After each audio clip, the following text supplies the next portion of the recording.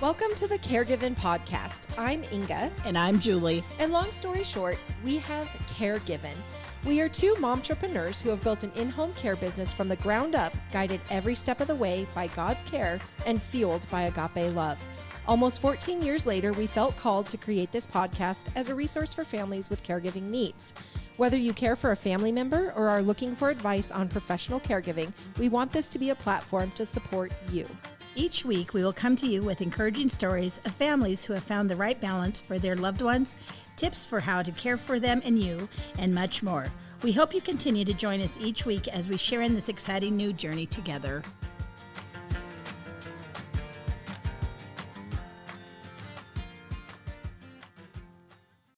Hello, Sunshines, and hello, Julie. How are you doing? Good, Inga Lou. How are you? I am flippin-tastic. Good. Is that okay to say on the podcast? It is. It's our podcast. This is true. Yeah, I'm great. It's Friday. It's not going to be Friday when you listen to this, but it's Friday for me. Whoop, whoop. We're having lots of babies. Oh, wow. The barn is full. Awesome. Yeah.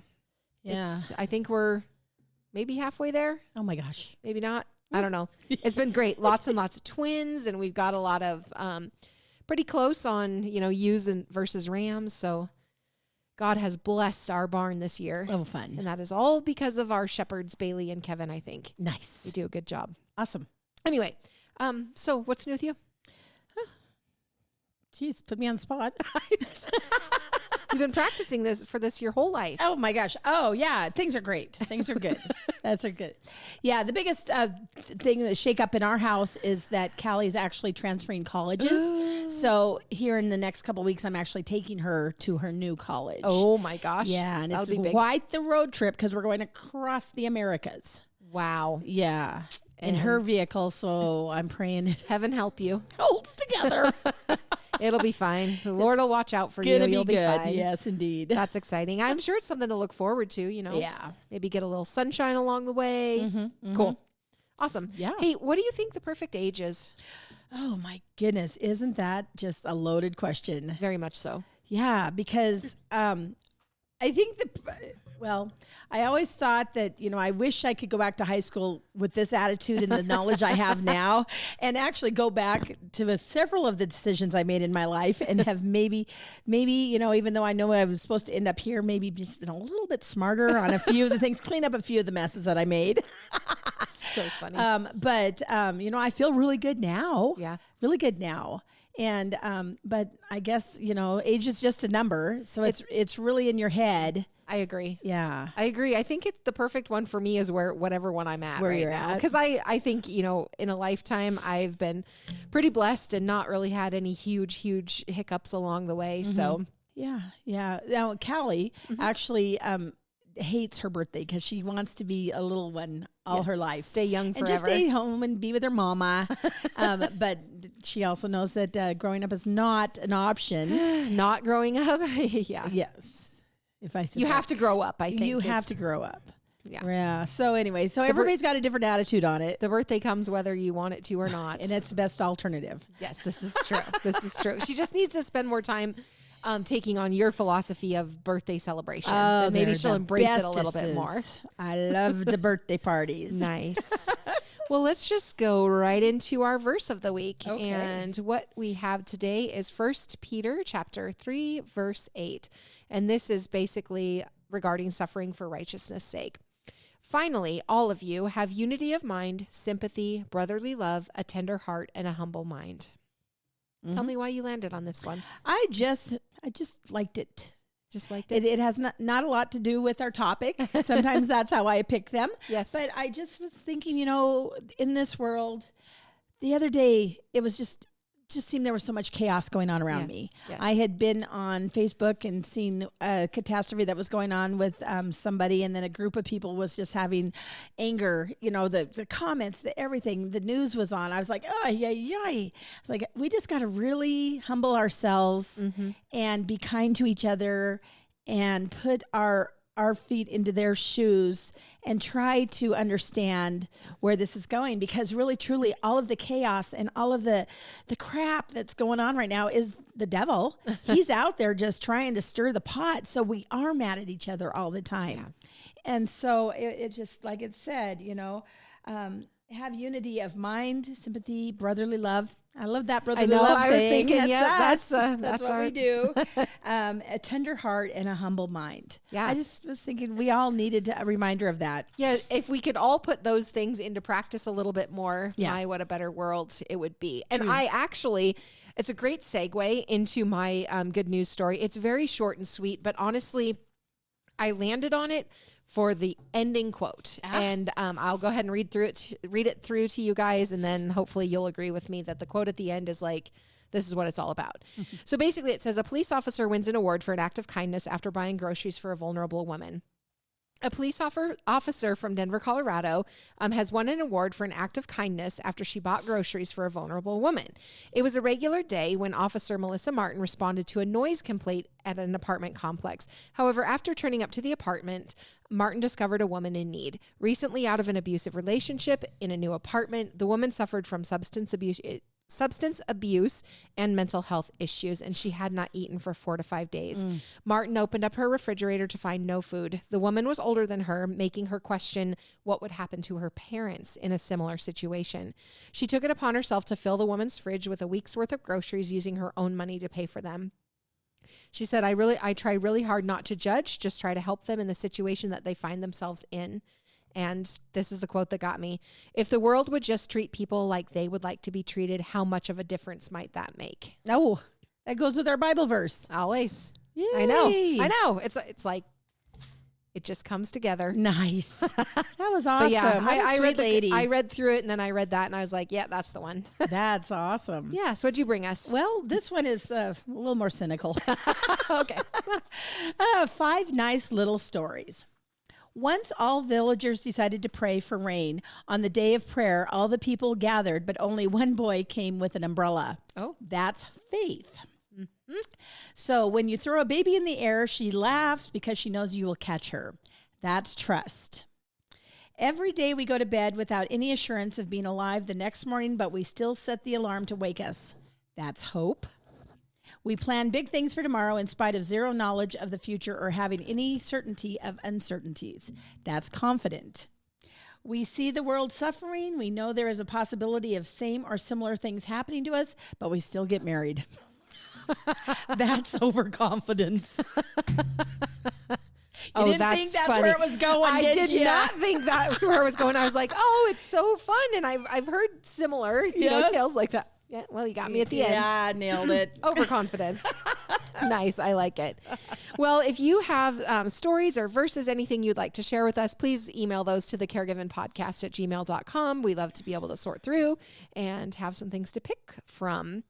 Today, Julie, we are going to be talking about kidney disease, basically. Dialysis, the things that go along with it, what to watch out for.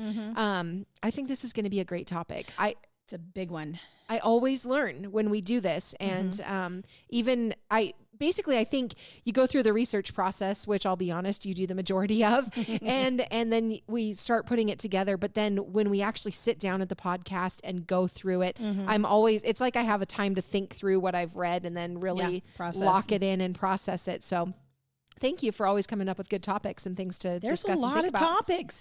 I always think, oh my gosh, how long will this podcast last? But there's still topics. Yeah. Yeah. Well, and so much of the time it's based on something that's going on around us. You know, you told me a topic this morning based on a family situation that you have. And I was like, oh, we got to talk about that. Yeah. Because a lot of these things, like kidney disease and dialysis, this isn't necessarily just for the elderly, right? But this is just a thing that, you never know when it hits people or who it's gonna, so it's good to be aware and have a general knowledge about it. Yeah. And then if you're dealing with this, you really got to get in there and really figure stuff out. My dad was having issues with his kidneys closer to the end, and my mother knew so much Yes. about how much sodium he could have, or this and that, but they did not want him to go on dialysis. Yes. And so what was she doing? Man, she was just watching his Trying food, to make everything he was drinking. She was on it. And that was just that self-education of it in her world. That was her helping dad. absolutely. And Well, he yeah, was really healthy in spite of everything that he had going against him because of what the time and effort she showed him in her love for him to take care of him. yeah, that's awesome. Yeah. Well, it is said that more than 1 in 7 adults in the U.S. will show evidence of chronic kidney disease. Some forms of kidney disease are progressive, meaning that the disease gets worse over time. When your kidneys can no longer remove the waste from your blood, they fail. Waste buildup in your body can cause serious problems and lead to death. To remedy this, your blood would have to be filtered artificially through dialysis, or you would need a kidney transplant. So so you do the stuff that you can at home, like Cheryl did for Dan, but at such time that it reaches a point that your body can't do it on its own, Then you don't have an option. You don't have an option, and you just And have actually, we have a former caregiver that's actually just this week gone to Spokane, and where there's a bigger medical facility for to be tested for the transplant program. yes, And so, she's really going through a lot in terms of just going through it. yeah. Yeah, and then I have somebody that my husband's known for years and years and years. He's just in his early 60s, and he's going through dialysis right now. So you just never know. We do have patients that we take care of that have, some of them have, a couple times a week, some of them not as frequently. Yeah. But yeah. So basically, the kidneys perform vital functions, and that is essentially removing waste products from your blood and producing hormones that help to regulate your blood pressure. So maintaining an active, healthy lifestyle, of course, can help prevent kidney problems. The kidneys are the fist-sized organs that are located at the bottom of your rib cage on both sides of your spine, and they do perform several functions. So most importantly, they're going to filter out the waste products, excess water, other impurities in your blood. And then these waste products are stored in your bladder, later expelled through urine, right? In addition, your kidneys also help to regulate pH, salt, potassium levels in your body. They also produce hormones that regulate blood pressure and control the production of red blood cells. So turns out they're pretty important. They are. They are also responsible for activating a form of vitamin D that helps your body absorb calcium from building bones and actually regulating muscle function. So it's super important to maintain that kidney health for your overall health and general well-being, and keeping your kidneys healthy. Your body will filter and expel waste properly and then produce those hormones that your body has to have to function properly. So Yeah, all of those things that you were talking about, the pH, the salt, the potassium. Boy, if your potassium levels are screwy, it really tanks you. oh yeah, it can do cause big problems. Big problems. So they do say that 1 in 3 American adults is at risk for kidney disease. That's a lot. Yeah.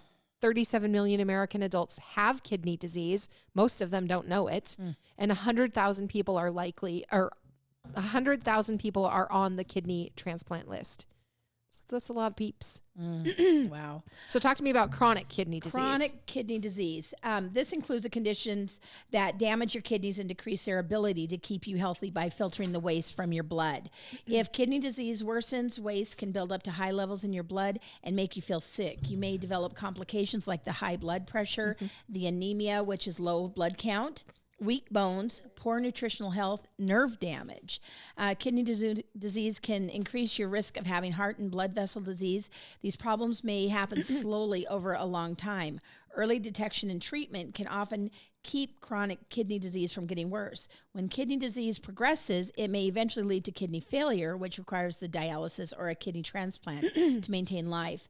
And so the problem is, like you were saying, 37 million people have a kidney disease, but they don't know it because of these other things. Everything I just read are right. You might not know that one is causing the other. Exactly. All of those. So that's where it really, really causes a problem. Yeah. So basically, like we said, early detection is very best. Mm-hmm.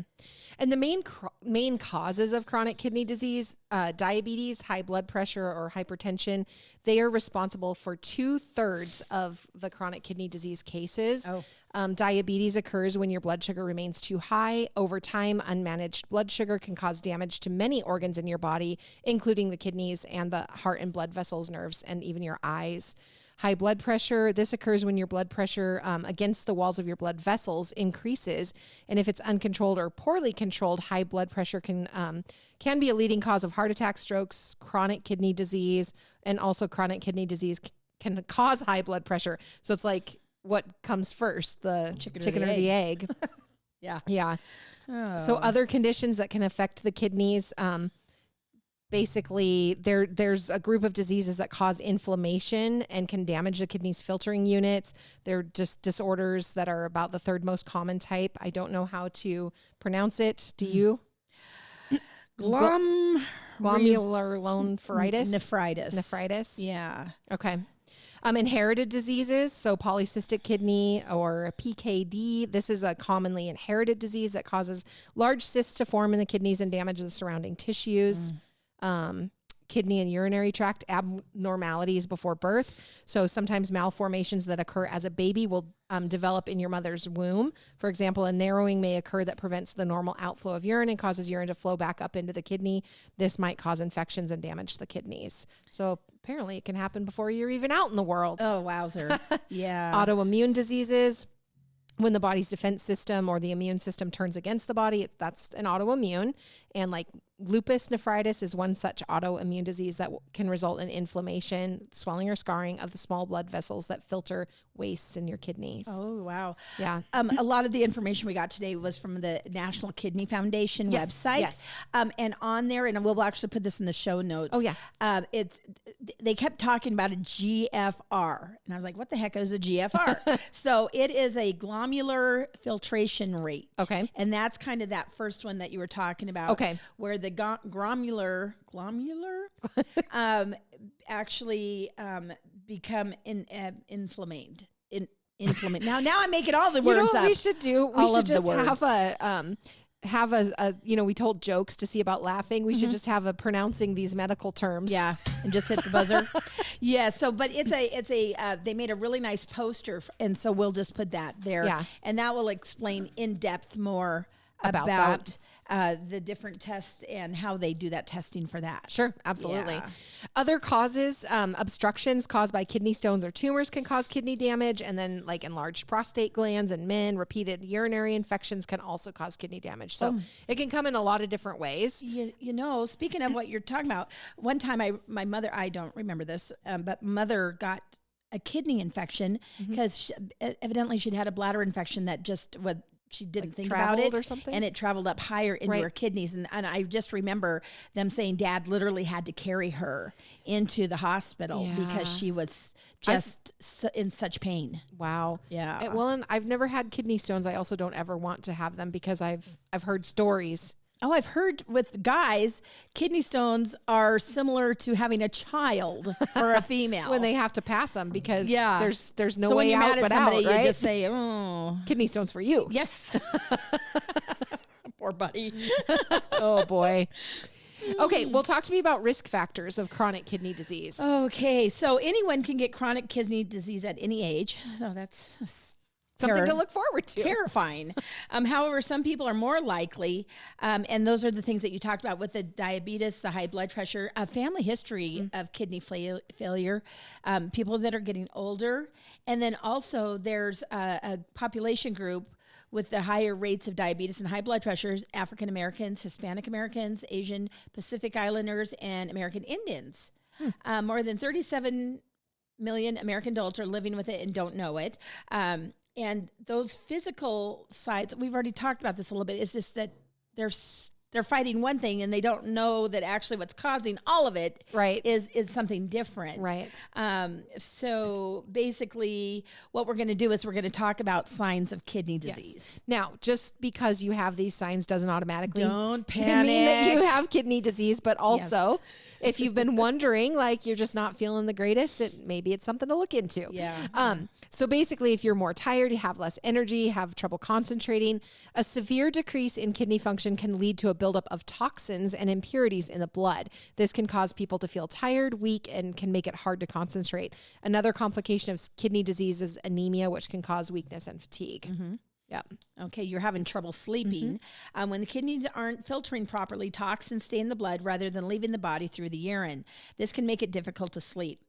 There's also a link between obesity and chronic kidney disease, and sleep apnea is more common in those with chronic kidney disease compared with the general population. Interesting. Dry and itchy skin. Turns out it could be kidney disease, not just this winter weather. I get a little ashy during the winter. Healthy kidneys do many important jobs. They remove wastes and extra fluid from your body. They help make red blood cells, help keep your bones strong, and work to maintain the right amount of minerals in your blood. Dry and itchy skin can be a sign of the mineral and bone disease that often accompanies advanced kidney disease when the kidneys are no longer able to keep the right balance of minerals and nutrients in the blood. Wow. Kidneys are very important. Do not take them for granted. Yeah. Wow. Yeah. You feel the need to urinate more often. If you feel the need to urinate more often, especially at night, this can be a sign of kidney disease. When the kidneys filters are damaged, it can cause the increase in the urge to urinate. Sometimes this is also a sign of a urinary infection or enlarged prostate in men. Sure. If you see blood in your urine, healthy kidneys typically keep the blood cells in the body when filtering waste from the blood to create urine. But when the kidneys filters have been damaged, these blood cells can start to leak out into the urine. So in addition to signaling kidney disease, blood in the urine can indicate or be indicative of tumors, kidney stones, or other infections. So nothing to mess around with. Yeah. Definitely get it checked out if you're noticing that. Oh, for sure. So this next one, actually, I'm laughing because it's way more specific because the rest of these are so general. Sure, yeah. Because you're like, oh yeah, I had to get up and pee in the middle of the night or whatever, and it ticks you off. But this one is just like your urine is foamy. Huh. Interesting. I never thought about it. Excessive bubbles in the urine, especially those that require you to flush several times before they go away, indicate protein in the urine. Huh. Wow. Yeah, this foam may look like the foam you see when scrambling eggs. Oh, that's great. You're never going to scramble eggs again. Sorry, people. Sorry if you're eating breakfast right now. As Alyssa's just vomiting in her mouth a little bit right now. As the common protein found in urine, albumin is the same protein found in eggs. I did not need to know that. I did not ever need to know that. Oh, no. Well, you won't forget this one if you see it. Oh, you will never not know this. Okay. Sorry, people. You're experiencing persistent puffiness around your eyes. I'm thinking about yesterday. Some people are bougie. Some people are not. I am not. I tried to do fake lashes. My eyes still have not recovered. They're probably very puffy. Puffy. Okay, anyway. Experiencing puffiness around your eyes, and it leads us back to protein in the urine is an early stage of the kidneys filters that have been damaged, allowing protein to leak into the urine.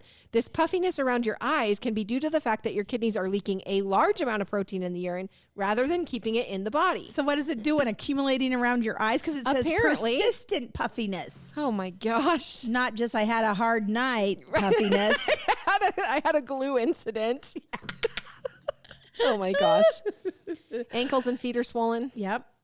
Decreased kidney function can lead to sodium retention, causing swelling in your feet and ankles. Swelling in the lower extremities can also be a sign of heart disease, liver disease, and chronic leg vein problems. So might not just be your kidneys, might be a whole bunch of other things and or. Oh my gosh, we're all just a ticking time bomb, I'm afraid. Yeah, unfortunately. And the more you know, the more you know. Yeah, right? Yeah, do not Wikipedia this. Yes. I actually who the heck was I listening to the other day? I think it was a comic, and he was like, just don't do it. Just don't get on WebMD. Yeah, he said, because one day I had this thing, so I Googled it, and it said there was 5,000 matches of things that he could have. Oh, boy. But then when he did it with this other thing, it came down to one very specific, so it freaked him out. He would have rather had the 5,000 possibilities versus the one, because that was like more real. I've always heard also with WebMD, the other thing you do not want to Google is the side effects of your medication. Oh. Now, I'm just saying this because sometimes, well, I don't know if you remember, well, I'm sure you remember Nurse Robin that worked here years and years ago. She used to always say, like, never look at it because you'll never take another medication in your whole entire life. That's why they have pharmacists, and that's why your doctors talk to you about potential side effects. But she said, Lord. don't look it up. Don't look it up. Oh, yeah. It's a lot of psychological. Oh, boy. Yeah. Yeah. So this is one I know I don't have kidney disease because it says you have a poor appetite. Oh. This is a very general symptom, but a buildup of toxins resulting from reduced kidney function can be one of the causes. Interesting. Well, I also do not have a poor appetite. My appetite is not poor. It's rich, very, very rich. Muscles are cramping. Electrolyte imbalances can result from impaired kidney function. For example, low calcium levels and poorly controlled phosphorus may contribute to muscle cramping. Right. Yeah. Right. So basically, if you have a lot of these things going on, you might just want to talk to your doctor about it. Yep. Go to the specialist on this, that they know these things. Yeah. Yeah. So basically, we've talked about what it is, symptoms, signs, and then I think it's important to talk about when dialysis is needed, right? Yeah. So you need dialysis when you develop end-stage kidney failure. Usually by the time you lose about 85 to 90% of your kidney function, and you have that GFR of less than 15, which is what you had talked about. We'll put that specialized GFR test information in there. So it's cool because you talking about your mom taking care of your dad, and she was able to manage him at home with other accommodations, I guess, so that he didn't Crappy ever, food. Yeah, not the fun No stuff. salt. No salt. Yeah, probably not fatty and the fun all stuff. the things we love. Yes. But anyway, she was able to keep him off of She dialysis. did such an amazing job. For sure. Absolutely. So what does dialysis do? So when your kidneys fail, dialysis keeps your body in balance by essentially removing the waste, the salt, and extra water to prevent them from building up in your body, keeping a safe level of certain chemicals in your blood, such as potassium, sodium, and bicarbonate, and then also helping to control blood pressure. Is kidney failure permanent? Because that's a scary deal. It is, yeah. Usually, but not always. Some kinds of acute kidney failure, also known as acute renal failure, get better after treatment. In some cases of acute kidney failure, dialysis may only be needed for a short time and the kidneys get better. So that's a great thing. That was one of my bigger questions. Yeah. In chronic or end-stage kidney failure, your kidneys do not get better and you will need dialysis for the rest of your life. If your doctor says you are a candidate, you may choose to be placed on a waiting list for a new kidney. Okay, so let's talk about where dialysis is done.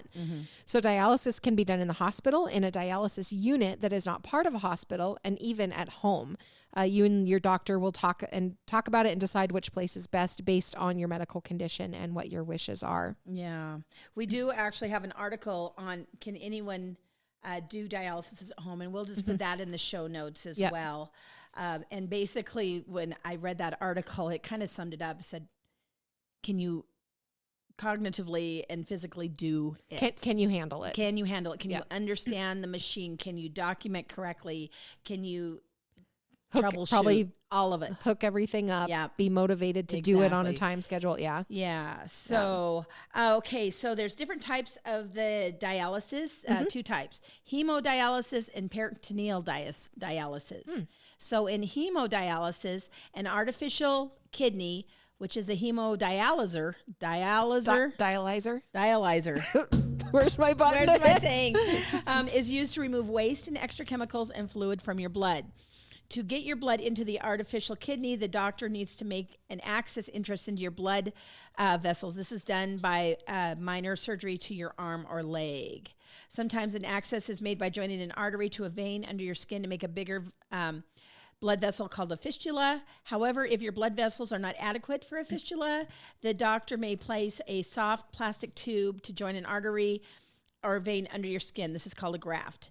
Occasionally, an access is made by means of a narrow plastic tube called a catheter, which is inserted into a large vein in your neck. This type of access may be temporary, but is sometimes used for long-term treatment. So, basically it's a port. It's that way you're not getting poked every time you go in. Sure. It just simply, your body couldn't handle it. Yeah. And how long do hemodialysis treatments last? The time needed for your dialysis depends on how well your kidneys work, how much fluid weight you gain between treatments, and how much waste you have in your body. How big you are, the type of artificial kidney used. Usually each hemodialysis treatment lasts about 4 hours, is done 3 times a week. We've taken a lot of people to the dialysis center 3 times a week for a very long time. Yeah. Yeah. Type of there is a high flux dialysis, can take a little bit less time, but that may not be appropriate for what you're going through. So what is peritoneal dialysis? How does it work? In this type of dialysis, your blood is cleaned inside of your body. The doctor will do surgery to place a plastic tube called a catheter into your abdomen or in your belly to make an access. During the treatment, your abdominal area, which is called the peritoneal cavity, is slowly filled with this, dialysate through the catheter. The blood stays in the arteries and veins that line your peritoneal cavity, and extra fluid and waste products are drawn out of your blood and into that dialysate.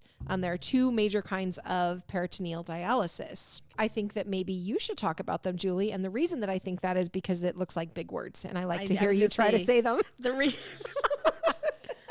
So there's the continuous ambulatory peritoneal dialysis. Oh, that wasn't so bad. Good job. CAPD.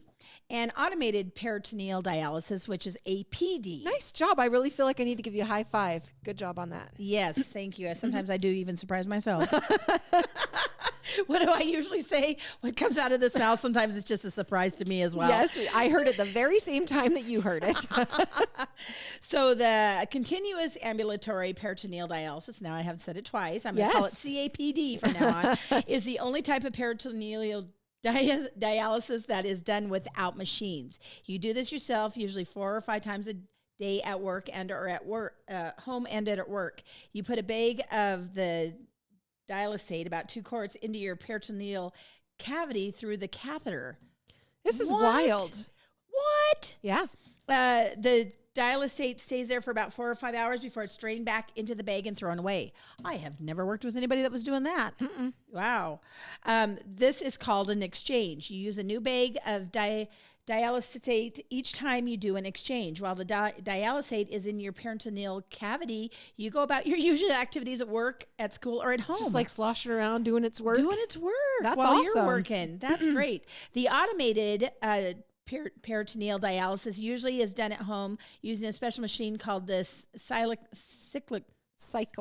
Why did I make that one hard? I've just now got this brain thing going on. It's similar to the other, except that the number of exchanges occur. They usually last 1.5 hours, and they're even done through the night while you sleep. Wow. Yeah. So we that I'm aware of have never worked with anybody that was doing like a home dialysis. I've never heard of that. No. So will dialysis help cure the kidney disease? Not necessarily. Right. Dialysis does some of the work of the healthy kidneys, but it does not cure the kidney disease. You will need to have dialysis treatments for your whole life unless you're able to get a kidney transplant. Oh, boy. Okay. Yeah. They say that dialysis can be uncomfortable because you'll have some discomfort when the needles are put into your fistula or graft, but most patients have no other problems with it. The dialysis treatment itself is painless. However, some patients may have a drop in their blood pressure.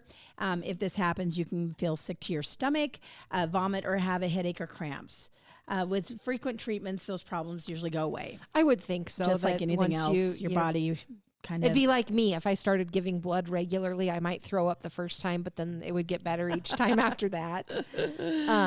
So how long has dialysis been available? Well, the hemodialysis and the peritoneal dialysis have been done since actually the mid-1940s. Dialysis as a regular treatment was begun in 1960 and is now a standard treatment really all around the world. The CAPD began in 1976, and thousands of patients have been helped by those treatments. So isn't that something? Yeah. We every time we have a podcast, we just talk about the miracle of medicine. Yeah, it's incredible to me. I don't know. Incredible.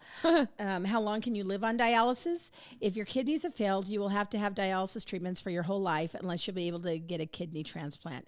Life expectancy on dialysis can vary depending on your other medical conditions and how well you follow your treatment plan. So once again, you've got to walk the walk. Average life expectancy on dialysis is 5 to 10 years. However, many people have lived well on dialysis for 20 to even 30 years. Wow. It just becomes part of their routine. Yep. Then you just have to talk to your doctor to kind of look at Sure. you got going forward. Yeah, how you stay healthy. We had talked about this actually before the podcast. Is dialysis expensive? Yes. Yes. Dialysis costs a lot of money. Basically, it sounds like the federal government pays 80% of all the dialysis costs for most patients. Private health insurance or state Medicaid programs can also help with the cost. So I'm wondering about this on the federal government paying, if that would that be through Medicare, or is that just standard for anyone? Oh, boy. I don't know. I assume Medicare. Yeah, that's what I was kind of thinking too. But and the information that we got is from the National Kidney Foundation, Okay. their website. Sure. And with this talk about cost, there was actually a link that you could go to Okay. for kind of a calculator Sure. on it. Okay. So there's way more information on that website Yes. if you want to get into the nitty gritty. The very blunt answer though is yes. Yes. And that's just a yes, period. Goodness. Okay. Do dialysis patients feel normal? Many patients live normal lives except for the time needed for treatments. It usually makes them feel better because it helps many of the problems caused by kidney failure. And the other thing is you're normal except for the time you have to stop Sure. 3 times a week to have this done. Right. I would imagine that basically filtering out all the bad stuff, you would feel a lot good. better afterwards, I would think. Yeah. Yeah. This is another one. Do dialysis patients have to control their diets? Yes, period. You may be on a special diet. You may not be able to eat everything that you like, and you may need to limit how much you drink. Your diet may vary according to the type of dialysis. So basically, you're going to work that out with your healthcare professional. Yep. Can dialysis patients travel? And this is back to a normal life. Right. And it actually, yes, period. Nice. Dialysis centers are located in every part of the United States and in many foreign countries. The treatment is standardized, which is huge. Not everything is. And so to have that be a standard thing is a beautiful thing. Yeah. You may make an appointment for a dialysis treatment at another center before you go. And just make arrangements. Yeah, that's amazing. Isn't that awesome? I love that it's not limiting people necessarily. Oh, yeah. And then basically it talks about do dialysis patients continue to work. Many dialysis patients can go back to work after they have gotten used to it. If your job has a lot of physical labor, heavy lifting, digging, those types of things, you might need to consider doing a different type of job. Right. But basically it's not hopeless. Yeah. Yeah. There's still life. Yeah, absolutely. There's still life with dialysis. Yeah. Okay. So some of the things that you can do to help keep your kidneys healthy. And Keeping active and fit. Yes, here we go. Regular exercise. Good for more than just your waistline, they say. It can lower the risk of chronic kidney disease. It can also reduce your blood pressure, boost your heart health, which those are both very important to preventing kidney damage. You don't have to run marathons or to reap the reward of the exercise, right? So walking, running, cycling, even dancing. Grandma Jean is a line dancing fool. They're great for your health. So find an activity that keeps you busy and that you can have fun with, because it's going to be either easier to stick to it and you're going to have better results. Right. Manage your blood sugar. People with diabetes or a condition that causes high blood pressure may develop kidney damage. So when your body cells don't use the glucose, which is sugar, in your blood, your kidneys are forced to work extra hard to filter your blood.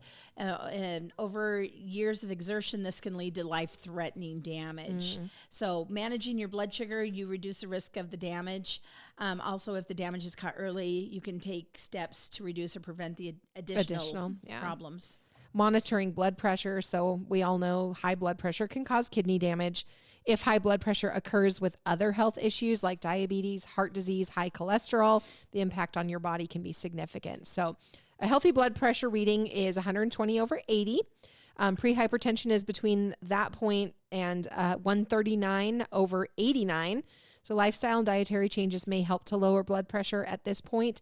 If your blood pressure readings are consistently above like 140/90, you might have high blood pressure. So you should be talking to your doctor about it and monitoring it regularly and making some changes in your lifestyle. Possibly you might have to take some medication, but there are lots of tools out there to be able to help like monitor your own blood pressure, right? And figure that stuff out, or go to the pharmacy and sit down, put your arm in the cuff, right? Yep. So if it's a question or an issue, a thought that you're having, there are ways to be able to do that without just having to go to your doctor's office. Yeah, right. It's a lot easier nowadays. Yeah.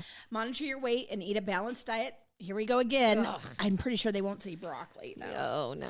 Probably the pizza that I ordered for lunch today isn't going to fall on that. People who are overweight or have obesity are at risk for a number of health conditions that might damage the kidneys. This includes diabetes, heart disease, and kidney disease. The balanced diet that's low in sodium, processed meats, and other kidney-damaged foods will help reduce the risk of kidney damage. Focus on eating fresh ingredients that are naturally low in sodium.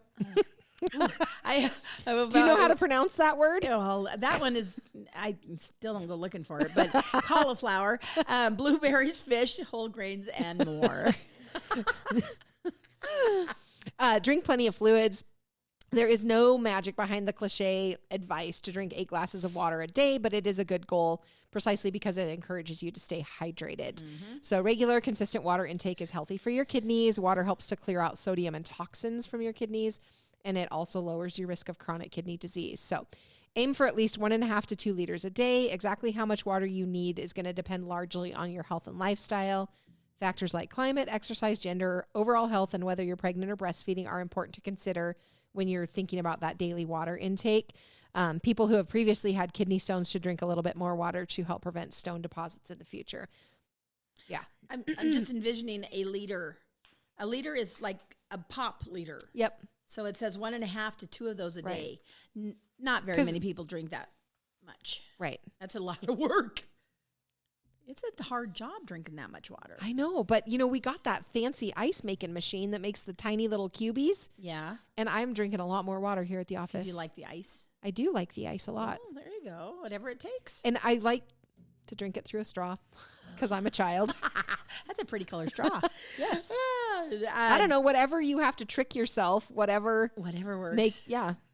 I just forget how much. I try to keep track, and I just forget. I don't know what it is about me, but I drink water when I go to bed, and all throughout the night, I will wake up and have to drink. I have 2 of these cups by my bed every night. It's wild. I also make a lot of trips to the bathroom, but that's self-induced, and I just don't understand why I crave that water while I'm sleeping so much. Strange. Yeah.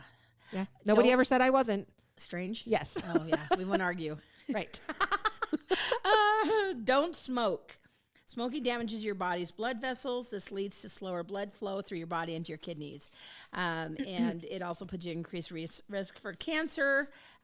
If you smoke and stop smoking, your risk will drop.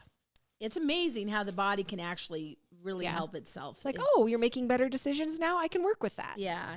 It will take a lot of years to get back to that. But smoking is a really bad thing. Apparently, that's what they say. Yep. You want to be aware of the amount of over-the-counter pills that you're taking. Guilty. If you regularly take over-the-counter pain medication, you may be causing kidney damage. So the non-steroidal anti-inflammatory drugs, or NSAIDs, things like ibuprofen, naproxen, can be damaging to your kidneys if you take them regularly for chronic pain, headaches, arthritis. Basically, I know, according to the National Kidney Foundation, these medications should not be taken for more than 10 days for pain or more than 3 days for a fever. Regularly taking more than 8 aspirin tablets each day may reduce your kidney function temporarily or permanently. People with no kidney issues who take the medicine occasionally are pretty likely in the clear, but if you use these medications daily, you could be risking your kidneys' health. So talk with your doctor about, I'm going to have to go make an appointment with my doctor because I take aspirin every day. Not 8 pills, though, just 2. Well, so, yeah. There's an aspirin a day rule also, though. Yeah? Isn't it an aspirin a day? No, that's an apple. That's an apple a day. Nice try. What's the aspirin for heart? Like to thin your blood for heart attacks. Well, that's a baby aspirin, those little 81 milligram things. So not the They're the chewable yummy megas that I take every morning to get out of bed. Yes, but I'm sure it's an aspirin a day. Yes, keeps a doctor away. Lordy. But it's that fine line. You're taking this for this, but is it hurting that? Yeah. Lordy, how do you know? Have your kidney function tested if you're at high risk. People that are over 6 years old, they were born at a low birth weight, cardiovascular disease or a family with it, history of high blood pressure, you or your family, people that have obesity, and those that believe that they have the damage. Get the test. Yeah. So there you go. Those are some things to know about kidney disease and dialysis. Boy, that's a lot. Yeah, I learned a lot. I always do. Yeah. We'll have it all on our show notes. So if you want to go check our work, you can do that. Do it. Yes. Check our pronunciation. Oh, don't do that. All right. Well, wind us down. Give us a grandma saying. What'd you bring to the table today? One of the quotes that I have heard, and I've always loved it because I do love this, but it's like, what? Were you born in a barn? And that's usually when you go through the door and you don't shut the door. And they're like, what are you doing? You weren't born in a barn. Close the darn door. Right. Well, basically, that's so funny about it is I looked it up. And so engaging, when it comes up, it says engaging in a behavior of inappropriate and usually often negligible, leaving an exterior door or window open. Consider it ill-mannered. Boy, they got mad about that. Boy, they did. We love barns. I know. I was like, was I born in a barn? No, I was not. Would I have liked to have been born in a barn? Absolutely. Oh, listen to this. I mean, they're just they're not very nice about this. Often used in a rhetorical question directed towards a person who leaves a door open or who displays rudeness, ignorance, and stupidity. Were you born in a barn? Oh, how rude. How rude. Yes. Now we know what it means, though. And then also a cinnamon is raised by wolves. A cinnamon was raised by... Cinnamon. Not cinnamon, the synonym? hot tamale cinnamon. Synonym. Is that what it is? Yes. Is it cinnamon or cinnamon? Who knows? Anywho, peace out, Girl Scouts. We'll debate this later. Have a good day.